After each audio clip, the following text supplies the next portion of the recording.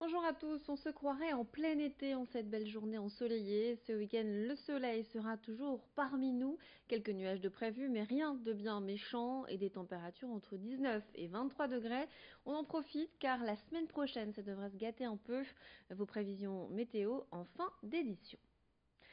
Météo exceptionnelle, donc comme je vous le disais depuis hier, les températures tournent autour de 24 degrés. Alors forcément, les terrasses sont prises d'assaut à midi pour le déjeuner, durant l'après-midi pour les plus chanceux.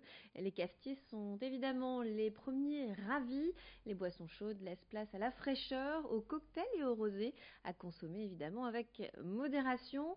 Xavier Silly et Hélène Graffeuil sont allés à la rencontre des clients du café-restaurant Le Nautique à Marc-en-Barœul et on peut dire que tout le monde semble apprécier ce moment en terrasse.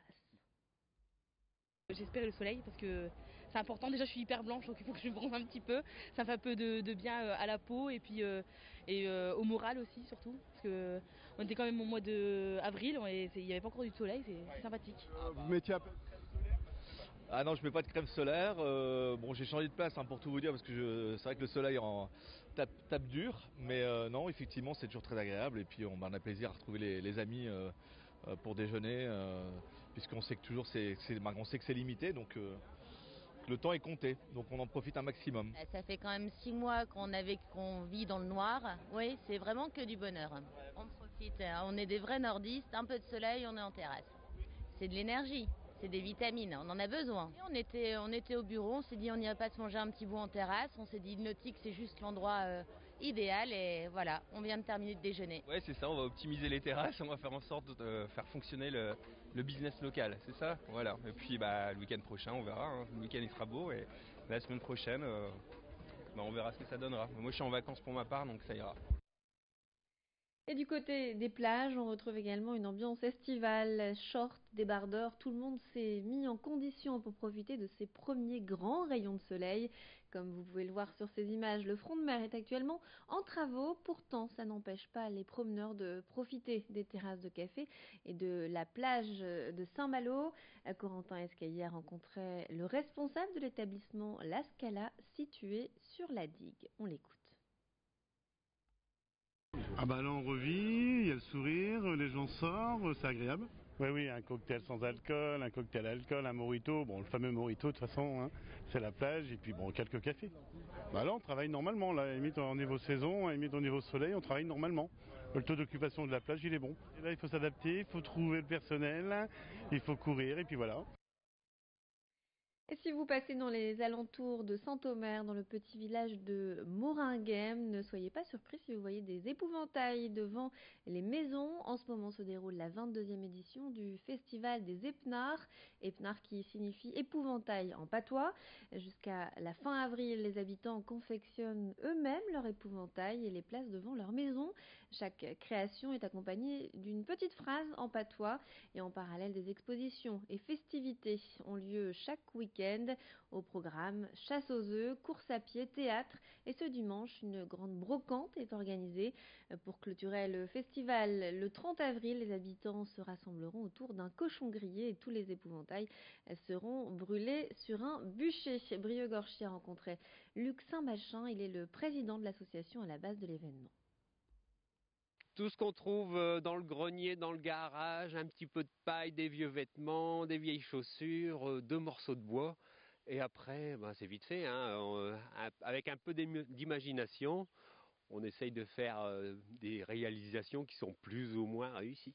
On a simplement un tirage au sort parmi tous les habitants qui ont fait un épouvantail. On fait un tirage au sort et on le récompense par un beau cadeau. Et bon, on veut pas un concours de beauté, on veut simplement, c'est encore plus marrant si c'est pas un concours de beauté.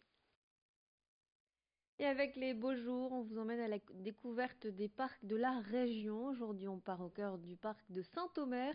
Niché au pied des anciennes fortifications de la ville, il est considéré comme le poumon du centre-ville. Reportage signé Brieuc-Gorchier. Installé au pied des anciens remparts, le parc de Saint-Omer est élégant. Depuis 150 ans, les Audomarois aiment s'y promener, s'y restaurer ou y faire une sieste.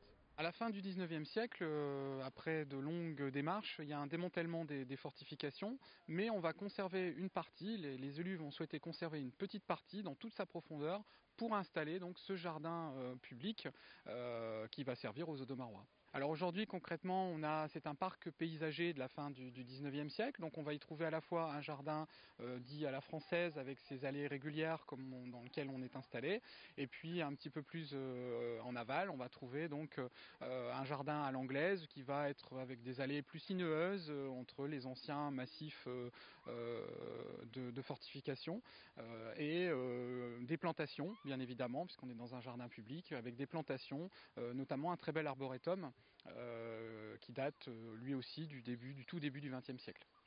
Si la plupart des fortifications du parc ont disparu, il en reste quelques-unes ici et là, car au total, le jardin public s'étend sur une vingtaine d'hectares.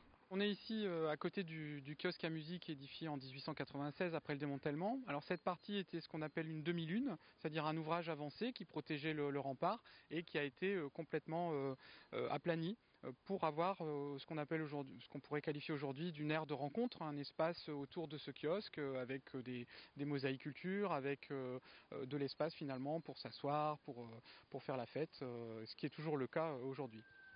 À quelques mètres des jardins, à l'emplacement même d'un ancien bastillon, les visiteurs peuvent profiter d'une fontaine et d'un petit parc animalier, de quoi se ressourcer en plein cœur de Saint-Omer.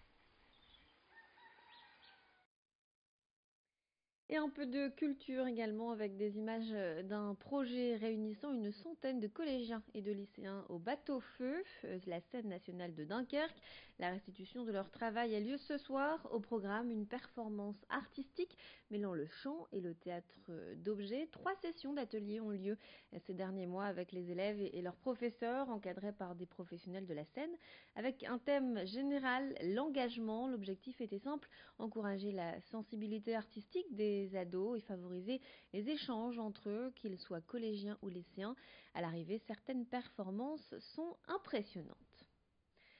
Voilà, c'est la fin de notre édition. Tout de suite, vos prévisions météo.